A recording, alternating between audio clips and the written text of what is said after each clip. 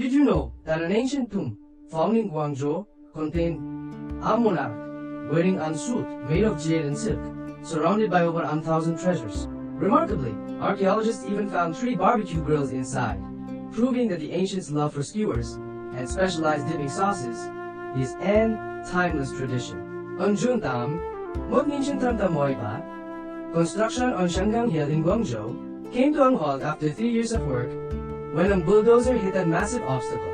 While leveling the ground, workers unearthed a giant stone slab that seemed to extend into a massive, interconnected underground structure. Work was suspended immediately as experts realized the tomb's roof was made of over 20 red sandstone blocks, covering nearly 100 square meters. Initially, experts suspected a Ming Dynasty tomb, but a quick peek through a gap with a flashlight revealed a large tripod, hinting at an untouched site. They realized they had beaten the tomb raiders to the punch, and based on the vessel's shape, they identified it as an significant relic from the Han Dynasty. Historical records show that in Hetram Hemwenwood BC, China achieved its first unification and sought to bring the distant Lingnan region into the Qin Empire's territory. In Hetram Jing BC, Jinshi Wang sent Nam Trumpei Kong troops led by Du Sui and an Hemwenwood-year-old deputy named Zhao Tuo to pacify the southern lands.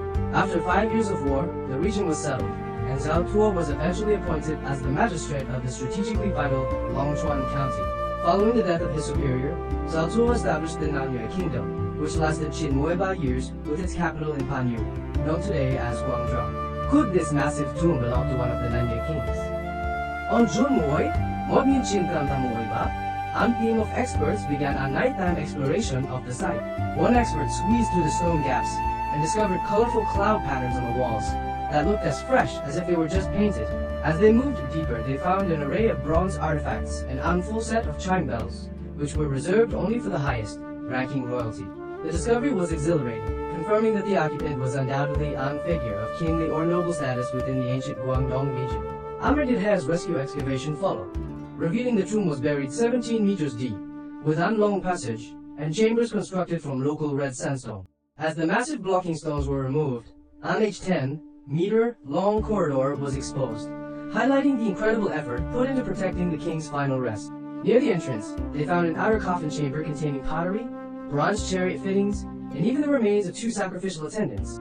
These attendants were likely guards or servants meant to accompany the king, and once the area was cleared, the team prepared to enter the main tomb. The tomb featured 2 sets of stone doors. The first led to a front chamber filled with bronze tripods, pottery, and yet another sacrificial attendant. Surprisingly, this attendant was buried with a luxurious set of jade discs and rings, along with a unique gilded bronze ring. Even more shocking was the discovery of a small copper seal nearby, engraved with the title of an official that Luhat O managed the royal household's affairs. Historical texts identify this as the seal of Enghai, ranking eunuch, while the walls around him were adorned with red and black auspicious cloud designs. Behind the doors lay an clever anti-theft mechanism involving stone slabs, while the eastern side chamber revealed a collection of musical and wine vessels. This area clearly served as the king's private hall for grand banquets and musical performances. The set included bronze bells and stone chimes that still produced clear, elegant tones, accompanied by a sacrificial musician buried alongside the instruments. Given the luxury of these items, experts were now certain they were looking at the lavish afterlife of Anhi Hai, ranking Nanyue's sovereign. One specific bell bore an inscription dating to the 9th year of Emperor Wen, a title used by the second Nanyue King, Zhao Hu. To the west, they found a royal treasury packed with gold, silver, bronze, iron, silk textiles, and even ancient medicines arranged on wooden racks. Although the wood had rotted, the organized layout remained, prompting experts to build platforms to carefully extract the precious artifacts.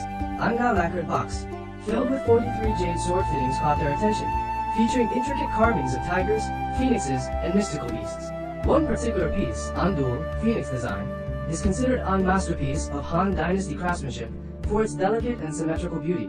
Finally, the team entered the main coffin chamber, where the king's original wooden coffins had decayed, leaving behind 2 distinct spaces for his treasures. Near the head and feet of the king, they found exquisite jade cups and numerous jade discs, alongside an unexpected silver box from ancient Persia. This silver box, along with frankincense, ivory, and glass beads, suggests that the Nanyue Kingdom was part of an early maritime Silk Road. This discovery implies that even with limited transport, the kingdom had extensive trade links with distant lands across the sea. Then, experts found thousands of small jade plates on the body.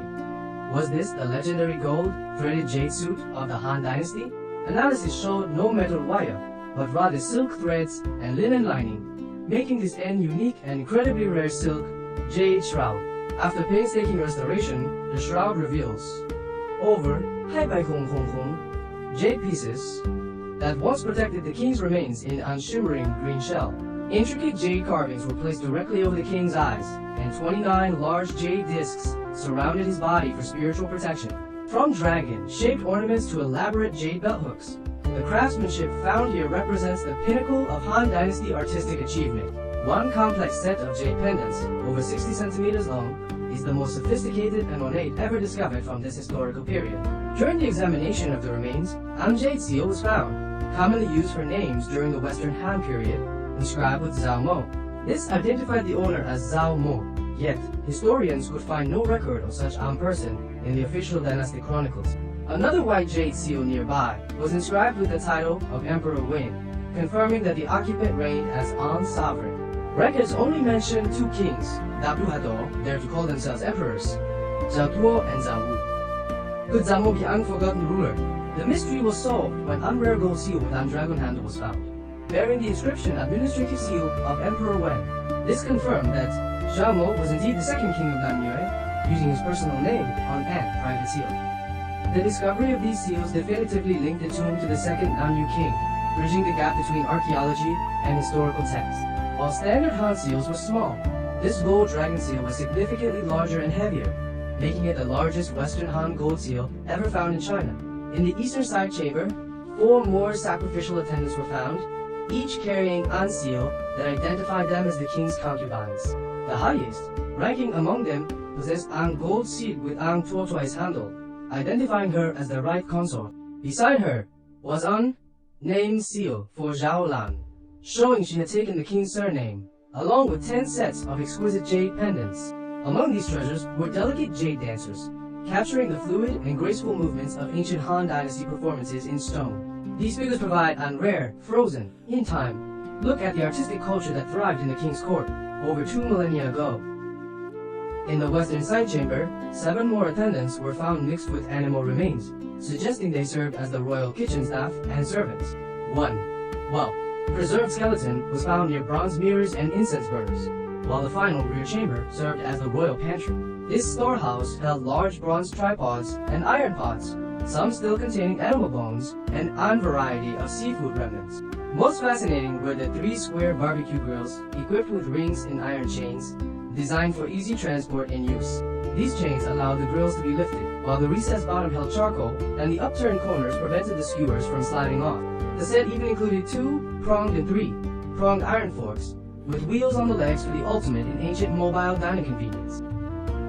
It is clear that the Nanyue King lived a life of immense luxury, enjoying 3 barbecued meals a day, with the finest gold and jade accessories.